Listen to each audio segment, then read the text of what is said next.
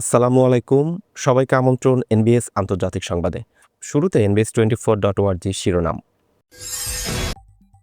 Yemen কেন অস্থির থাকলে লাভ ইউএই ও ইসরায়েলের আঞ্চলিক প্রভাব বিস্তার, প্রক্সি যুদ্ধ আব্রাম অ্যাকর্ডসের নেপথ্যের কৌশল ফাঁস।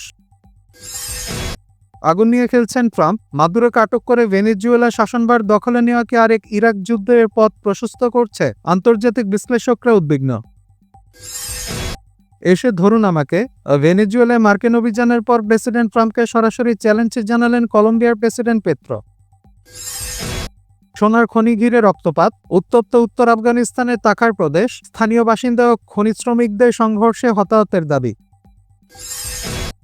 যুক্তরাষ্ট্রে ভারতীয় তরুণীকে ছুরিকাঘাতে হত্যা, প্রেম নয় অর্থনৈতিক বিবাদের জের, দাবি বাবার, সাবেক রুমমেট পলাতক। এবং মোদী সরকার ক্রিকেট বিশ্বে একঘরে, উগ্র হিন্দুত্ববাদী চাপে মুস্তাফিজকে আইপিএল থেকে বাদ দেওয়ায় আন্তর্জাতিক মহলে তীব্র সমালোচনা।